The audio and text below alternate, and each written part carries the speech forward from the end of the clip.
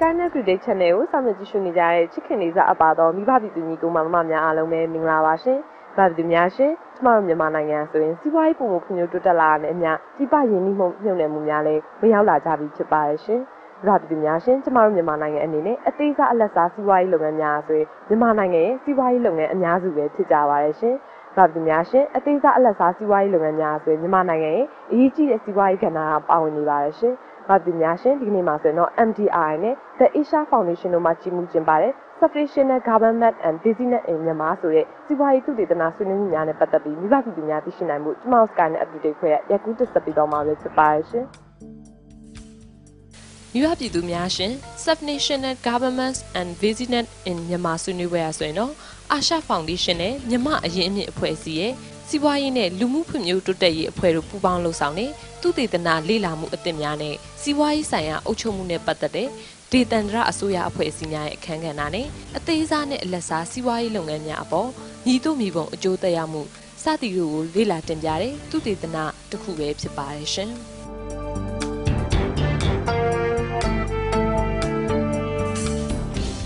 မိဘပြည်သူများရှင် Subnational Governments and Business in Myanmar ဆွေးနွေးပွဲကိုတော့နနက်9:00 နာရီခွဲမှာ IBC ခန်းမမှာကျင်းပခဲ့ပါတယ်ရှင်။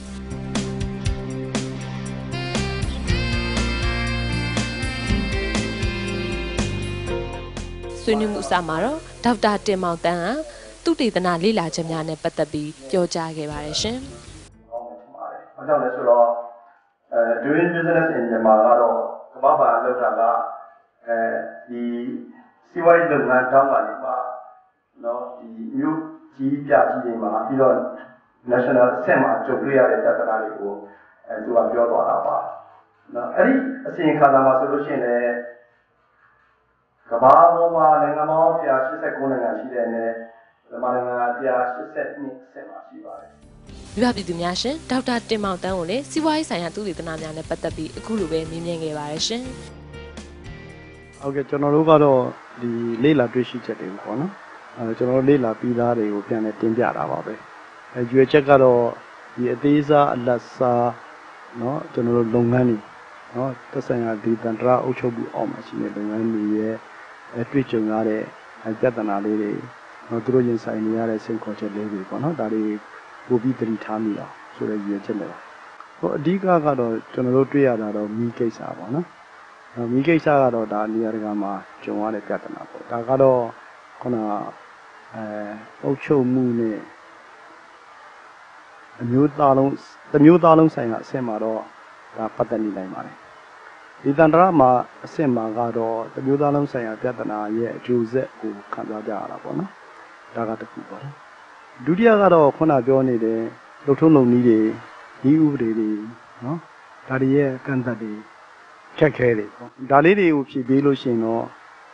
ပို့ပြီးတော့ကောင်းမယ်ဆိုတာလေးတွေကိုကျွန်တော်တို့သူစီနာနေထောက်ပြသွားတဲ့သဘောပါပထမဆုံးကတော့ပြုပြင်ပြောင်းလဲရေးတွေမှာသက်ဆိုင်ရာဝန်ကြီးဌာနတွေအမှရင်စိုးရအဆင့်ဆင့်ပေါ့နော်ဒါကတခြားနိုင်ငံတွေမှာတော့ပြုပြင်ပြောင်းလဲရေးအဖွဲ့တွေဖွဲ့ကြတယ်နောက်ထပ်ဖြစ်ပေါ်တိုးတက်မှုအသစ်တွေမလုပ်ခင်မှာပေါ့လက်ရှိနေတဲ့ဥပဒေတွေလှုပ်ထုံးလုပ်နည်းတွေဒီဥပဒေတွေနော်မူဝါဒတွေကြောင့်စီးပွားရေးဆောင်ရွက်မှုတွေဘလို့အခန့်အသတ်ဖြစ်နေလဲဆိုတာကိုပြန်လဲသုံးသပ်စဉ်းစားတာဒါမှမဟုတ်လို့ရှိရင်လည်းသက်ဆိုင်ရာစီးပွားရေးလုပ်ငန်းရှင်တွေဒါမှမဟုတ်ရင်လည်းအကြက်တူဖွဲ့စည်းတွေပေါ့နော်သက်ဆိုင်ရာအဖွဲ့အစည်းတွေနဲ့စကားပြောတာပေါ့ပြောပြီးတဲ့အခါမှာပို့ပြီးနည်းနည်းဆိုင်ဒီဥပဒေတစ်ခုဒီပြဋ္ဌာန်းချက်တစ်ခုဟာနော်အဟန့်အတားဖြစ်နေတယ်ဖွံ့ဖြိုးတိုးတက်မှုအတွက်စီးပွားရေးအတွက်အဟန့်အတားဖြစ်နေဒါဘယ်ကလာလဲဘာကြောင့်လာလဲနော်ဆက်ပြီးကြည့်တယ်နည်းနည်းဆိုင်ထိကြည့်လို့လို့လားပေါ့နော်ရေဘူးအားဖြင့်ပြောမယ်ဆိုလို့ရှိရင်နော်ဒီဖြစ်နေတဲ့အများပြောတဲ့ mindset ပဲဖြစ်ဖြစ်လှုပ်ထုံးလုပ်နည်းဥပဒေပဲဖြစ်ဖြစ်ပေါ့နော်ဖွဲ့စည်းထဲမှာပါတဲ့တိဆောက်ဖွဲ့စည်းထားပုံတွေဆုံးဖြတ်ချက်ချပုံစနစ်တွေဒါမှမဟုတ်ရှင်လည်းခေါင်းဆောင်မှုဟန်ပန်နေနော်ဒါမှမဟုတ်လို့ရှင်လည်းကိုယ်ဝန်ထမ်းတွေပေါ်မှာဆက်ဆံပုံတွေနော်ကိုယ်ဝန်ထမ်းရဲ့အသားအဝါပြောရေးရှိလားမရှိလားဆိုတဲ့အချက်တွေနော်အလုပ်ဖို့ပြောတဲ့ဟာရှိလားဝန်ထမ်းကြီးကကိစ္စတွေပေါ့ပညာဆက်လက်သင်ဖို့ရှိတာစရှိတဲ့ပြင်ပေါ့နော်ဒါမျိုးတွေစရှိတဲ့ဖြင့်နော်ဒီအဖွဲ့အစည်းဆိုင်ရာတွေနဲ့ပတ်သက်နေတယ်အဲ့တော့ ပို့ပြီးတော့ဌာနဆိုင်ရာတွေနဲ့ဝန်ကြီးဌာနတွေကဒါတဲ့ပို့ပြီးနည်းနည်းလေးဆက်ပြီးစဉ်းစားဖို့လိုတာပေါ့နော်ဒါအပြင်ခုနပြောသလိုလေဒီပြဋ္ဌာန်းချက်တစ်ခုကိုပြဋ္ဌာန်းမှာဖြစ်တဲ့အတွက်ကြောင့်ဘယ်လိုမျိုးတက်ရောက်နိုင်မလဲနော်ကိုလိုချင်တဲ့ရည်ရွယ်ချက်ကိုတကယ်ပြည့်ရလားနော်တကယ်ဖြစ်စည်းနိုင်ခြင်းရလားဆိုတော့စဉ်းစားပုံမျိုးတွေနော်ဒါမှမဟုတ်ရှင်လည်းရမယ့်အကျိုးစီးပွားနဲ့ပေးရမယ်နော်ပေးရမယ်ဘာလို့လဲဆိုတော့ပြဋ္ဌာန်းချက်တိုင်းဟာဒီတက်ရောက်တဲ့အခါမှာတနေရာထဲမှာတက်ရောက်တာတည်းမဟုတ်သူကအများကြီးဘယ်ပေါင်းစုံတက်ရောက်နိုင်ဒါတော့ဘယ်ပေါင်းစုံစဉ်းစားချက်တွေဆိုတော့အဲ့ဒီလိုလက်နဲ့ဆိုင်စဉ်းစားသွားမှာဒါနော်နောက်မှလည်းအလွယ်တကူနဲ့နော်အဆင့်တစ်ခုတတ်မှတ်တိုက်တာတို့ပြဋ္ဌာန်းချက်တစ်ခုပြန်လိုက်မှမဖြစ်ဖဲနဲ့နော်ပို့ပြီးတော့စီးပွားရေးတွေချောမွတ်တဲ့အဆင့်ကိုရောက်နိုင်တယ်လို့ထင်တယ်အဲ့တော့ချုပ်ရရင်တော့တိတိကျကျပြန်လဲသုံးသပ်ဖို့လိုတယ်စနစ်တကျပြန်စဉ်းစားလို့လိုတယ်စီးပွားရေးရေပူးရအဖြစ်တော့တဘာဝအရေးမြစ်နယ်ပယ်မှာပဲဒီရင်းနှီးမြှုပ်နှံမှုကပို့ပြီးတော့အဓိကထားကြတာပေါ့နော်ကုန်ထုတ်လုပ်မှုဘက်မှာရင်းနှီးမြှုပ်နှံမှုဒါနေပြီနော်နောက်ပြီးတော့ကျွန်တော်တို့ဒီဘက်ကမှခီးသွားလုပ်ငန်းမှာလဲဒါကျွန်တော်တို့တိုးလာပါတယ်ဒါမဲ့သိအားရလောက်အောင်ထိလဲမဟုတ်သေးဘူးလို့ထင်တယ်အဲ့တော့ရင်းနှီးမြှုပ်နှံမှုတွေဝင်ဖို့ဆိုလို့ရှိရင်တော့လောက်တာကြိုက်တာစီးပွားရေးပတ်ဝန်းကျင်တစ်ခုဖန်တီးနိုင်ရမယ်နော်အထူးဖြင့်ခြေခံဆောက်အုံပိုင်းကပြီးပြည့်စုံရမယ်ဥမာအဖြစ်ဆိုလို့ရှိရင်လည်းနော်ရက်စစ်နော်ငန်းကိစ္စတိတ်ဖို့ဆောင်ကိစ္စတွေအစရှိဖြစ်တယ်နော်ခုနပြောတဲ့နော်ဒီလိုခုလိုချုပ်ထားတာတွေပြဋ္ဌာန်းချက်တွေနေရမယ်ဖြည့်ပြရမယ်ဒါတွေအကုန်လုံးလိုတာပေါ့နော်ဆိုတော့လာနိုင်တဲ့ဗမာပြည်ရဲ့ရေကန်မြေကန်ရနိုင်ငံခြားကလူတွေထင်မြင်နေချက်အရာနော်တကယ်လာကြည့်မိမဲ့လာပြီးကြည့်လိုက်တဲ့အခါမှာသူကခဏလေးနဲ့နော်စိုင်းထားတာတွေရှိတယ်မျောနှင်းချက်တွေအများကြီးနဲ့လာတယ်ဒါပေမဲ့တကယ်လက်တွေ့လုပ်မယ်ဆိုတဲ့အခါကျတော့အခန့်အသတ်တွေရှိနေတာကိုသွားတွေ့ရတာလေဒါနဲ့သူတို့ဒီရေဘူးကအပြင်မဝင်သေးပဲနဲ့နော်ဒါကြောင့်မို့များသောအားဖြင့်သဘာဝရင်းမြစ်တရားစထရင်းနှီးမြှုပ်နှံမှုမှာသူအမြက်ကလည်းကြီးတယ်နော်ဒီလိုနေရာမှာပဲရင်းနှီးမြှုပ်နှံမှုကလာတဲ့သဘောဖြစ်သွားတာပေါ့နော်ဆိုတော့ကျွန်တော်တို့ကလောက်တာကင်တာပတ်ဝန်းကျင်တစ်ခုဖန်တီးဖို့လိုပြီးတယ်လို့ထင်တယ်အိမ်နောက်မှာတော့ The Asia Foundation မှာတာဝန်ရှိသူတို့မှဆွေးနွေးတင်ပြခဲ့ပါတယ်ရှင်Now, the focus is mainly on small and medium enterprise and subnational government. The reason for that is because most businesses are small and medium enterprises, and the focus of our research is looking at the subnational government. And by that we mean state and region governments, governments at the township level, subsidiary offices, union ministries, as well as development affairs organizations, which were...တိုင်းဒေသကြီးတောင်ပြည်နယ်အဆင့်မှာရှိတဲ့အစိုးရ level တွေဘယ်လိုတစ်ဖက်နဲ့တစ်ဖက်ဆက်ဆံပြုပြီးတော့ချိတ်ဆက်ကြရဲဆိုတော့ကျွန်တော်လေ့လာသုံးသပ်ထားဖြစ်ပါတယ်ကျွန်တော်ပထမဆုံးအနေနဲ့ကတော့ဒီအရေးကြီးတဲ့ကဏ္ဍကတော့ကျွန်တော်တို့ဒီဆရာဦးတမောင်ကပြောခဲ့လို့ပဲ doing business in Myanmar ဆိုတာတော့ဒီ national level အနေနဲ့လုပ်ခဲ့တာဖြစ်ပါတယ်ကျွန်တော်တို့ကတော့ဒီတိုင်းဒေသကြီးနဲ့ပြည်နယ်အဆင့်မှာရှိတဲ့အစိုးရကဒါမှ union level ရနေပြီးတော့ regional office လေးတွေပေါ့ဒေသနာအဖွဲ့လေးတွေဖွဲ့ထားတယ်အဲ့လေးကဘယ်လို service တွေပေးတယ်ဘယ်လိုလုပ်ငန်းတွေလုပ်ရတယ်ဘယ်လို interaction တွေရှိတယ်တော့လေ့လာဖြစ်ပါတယ် research စာအုပ်ဖြစ်တယ်ကျွန်တော်ကဒီအရင်နှစ်ကထွက်ပြရဖြစ်ပါတယ်တို့ကဒီတိုင်းဒေသကြီးနဲ့ပြည်နယ်အဆင့်အစိုးရများပြီးဘုံချုပ်ကိုင်မှု short ချရေးဆိုတော့ရပတ်သက်ပြီးတော့ကျွန်တော်ကဒီမြန်မာနိုင်ငံတိုင်းဒေသကြီးပြည်နယ်အစိုးရနောက်ဒီများရှင် The Asia Foundation မှာတာဝန်ရှိသူတူဦးကိုလည်းစီးပွားရေးဆိုင်ရာသုတေသနနဲ့ပတ်သက်ပြီးအခုလိုပဲမြင်မြင်ခဲ့ပါတယ်ရှင် The purpose of the presentation was to learn more about how government at the state, region, at the township,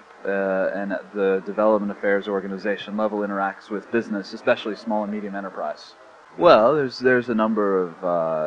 of different problems that business talk about. Sometimes they'll talk about, for example, if they want to have the infrastructure, say the road in front of their business improved. Sometimes they can find it really difficult to know who do I go talk to? How do I get that road actually improved? Or if they want to get a business license,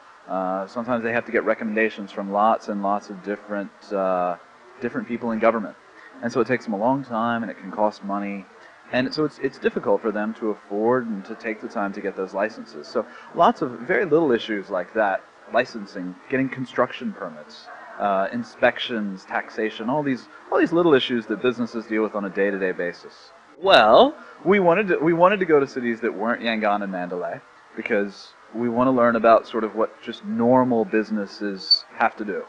Not big businesses in Yangon or something like that, but just your sort of average business. And so we went to Molingne and Manua because they're both decent cities and have a lot of business.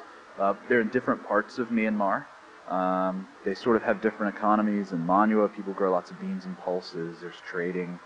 In Molingne, it's much closer to Thailand. There's more trade with Thailand. People grow rice in the area. So there's sort of different economies as well. The idea of the research is to try to find very small things that can be changed that'll help businesses a little bit. And if you can do that in 5 times, 10 times, 20 times, little changes start to add up. So for example, how can you make it easier to get a construction permit for your business? Maybe you need fewer recommendations, so it takes less time, it takes less money,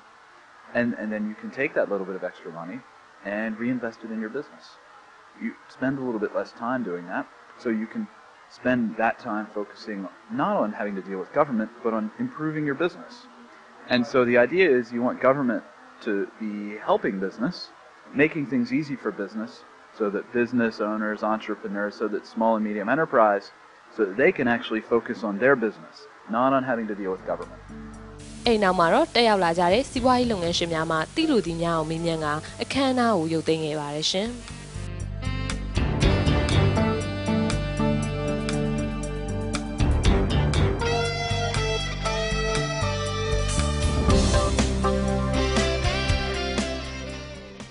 ပြည်သူများရှင်အာရှဖောင်ဒေးရှင်းအားဆိုရင်တော့ပြောင်းလဲဖွံ့ဖြိုးလာတဲ့အာရှဒေသအတွင်းပုံမတိုးတက်တဲ့ဘဝများဖြစ်ပေါ်လာအောင်စ조사ဆောင်ရွက်နေတဲ့အကျိုးမြတ်အတွက်မဟုတ်တဲ့နိုင်ငံတကာဖွံ့ဖြိုးရေးအဖွဲ့အစည်းတစ်ခုပဲဖြစ်ပါတယ်ရှင်။